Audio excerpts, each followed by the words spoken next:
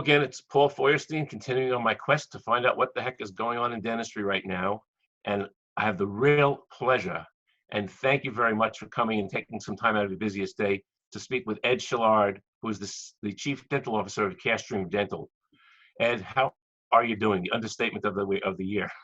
Yeah, I'm doing good, Paul. Good to see you as always. And greetings from Atlanta, where I'm all hunkered down here in downtown Atlanta. And hope you're doing well there for you too. But everything's good here. It's a nice and sunny day. And well, we're doing our best. And so I've been talking a lot to dentistry, to dentists, hygienists, assistants, some people in social media. But I wanted to get a different look at the whole process. Right now, there's dental companies. There's Carestream Dental and all sorts of dental companies that probably had all kinds of things ready to go, ready to roll, ready to sell.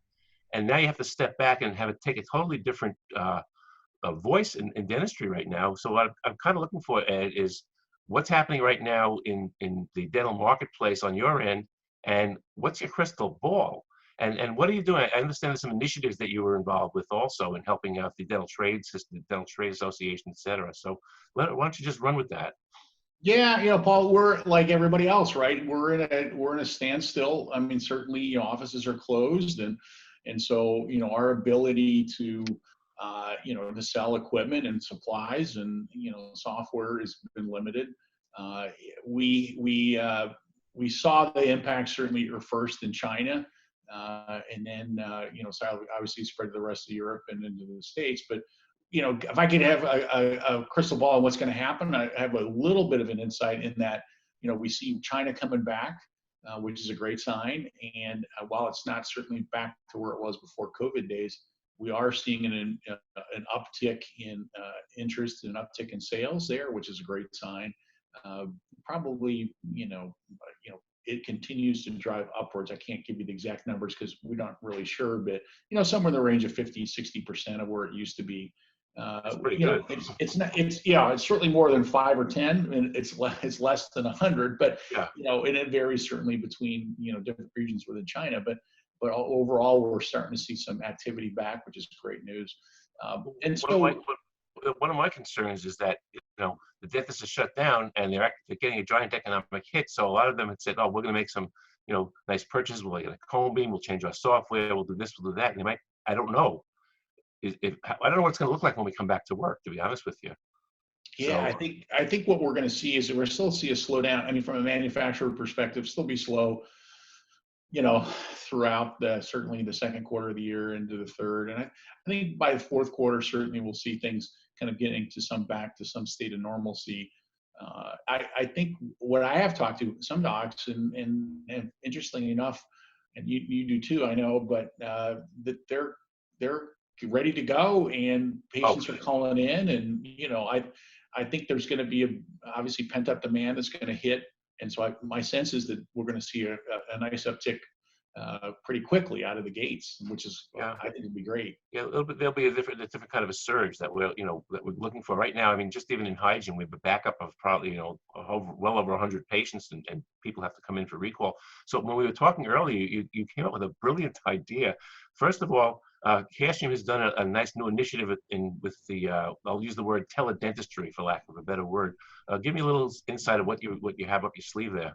Sure. Yeah, we partnered with a company called Mouthwatch and their product to actually offer up a teledentistry service to docs that actually can do triage and some basic, interaction with patients remotely. A HIPAA compliant portal that allows them to interact with their patients, whether it be voice and or voice and audio and video rather. And so we've seen a lot of interest there. Docs being able to have some sense of communication with their patients while they can't go see them in the office, and you actually triage. And as we were discussing earlier, Paul, just to go in yourself and set up the office takes a lot of time and energy for something that may be pretty minor. And so being able to understand exactly what's going on in the patient's mouth to say, hey, we can wait, or yeah, I've got to get in and see you right now, certainly is a big plus. And we all know that teledentistry has been around for a long time, but certainly the virus has, kind of put a stronger emphasis there. And so we've been happy with that partnership, and we kicked that off a couple of weeks ago, and we've seen a lot of interest. Yeah, I mean, and there's a compliancy here of HIPAA because you're not really supposed to use Zoom and Facebook and things like that to talk to your patients. It's not really Yeah, HIPAA you're compliant. really not to. You're really not supposed to, right? But I know folks are. But this platform allows for Oh yes, smooth absolutely. communication. Yeah. So I have to tell you, I was complaining to a lot of people, including yourself, about what I see is I'll be working on a patient, and then the hygienist is going to call me in for a quick check, and that means I have to deglove and decontaminate myself and work back into the room. And you came up with kind of a clever little scenario there for me. Yeah, my idea is really to have an inter-office teledentistry, right, where the hygienist can actually use the intraoral camera in video mode or an intraoral scanner and actually show you. You can have a screen outside of the operatory where they're working, and she or he can actually walk you through the oral exam when you can stand and visualize it while. It doesn't require you then to your point, to decontaminate yourself and go in there for a quick check.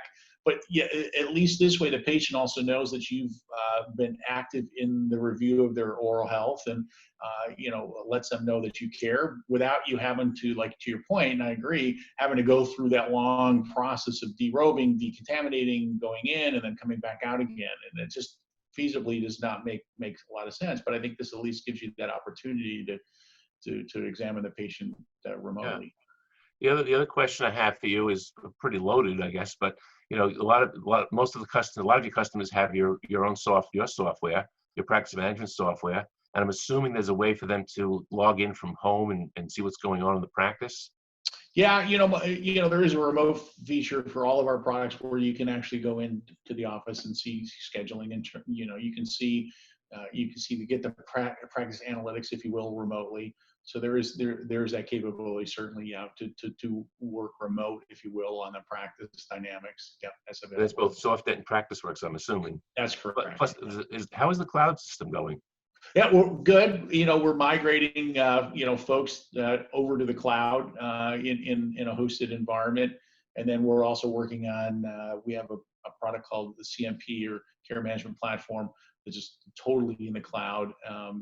We've launched that last year, and my folks are excited about that as well, because as we all know, it's a way to store all your information. Easily. You don't have a lot of IT requirements at the practice level, so your needs for an IT support go way down. Your needs for high-end computers drop off substantially as well. So, we're going to continue to see that. I think ultimately all practices will eventually get to that and get away from what we call on-premise, storage of information. Yeah. Now, what do you see coming up? I mean, you've been speaking with the Dental Trade Alliance. You can tell me a little bit about that, but when's the next dental show going to be? Yeah, great question. My sense is there may not be any more dental shows this year. I could see. I'd love to think that we could have an ADA in a Greater New York at the end of the year. Time will certainly tell. If I had a crystal ball on that, I suspect there probably won't be anything for the balance of this year. I'm hopeful that there will be, but if you were to ask me now, Paul, I would say probably not. There probably won't be. Does the DTA have any help for all the dental manufacturers around? Yeah, I think all the manufacturers, certainly we'd love to be able to see that, right? I think we all would love to be able to have a trade shows start back up again as soon as possible.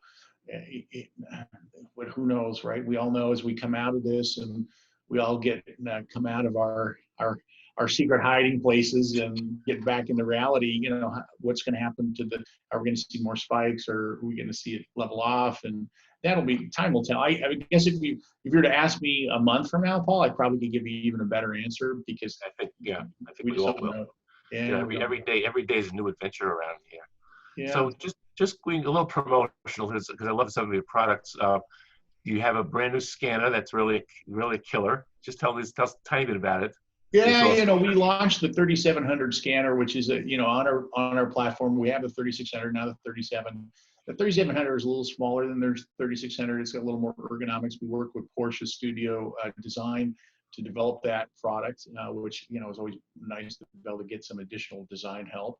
Certainly with a group like the Porsche Studio Design, that's been great. And it has built-in shade matching, and so when we do the shade matching and we capture that information, it's captured automatically as you scan. And so you have a full arch shade match as you go. It requires very little calibration. We've added in some additional features. As our roots are Kodak and we understand color.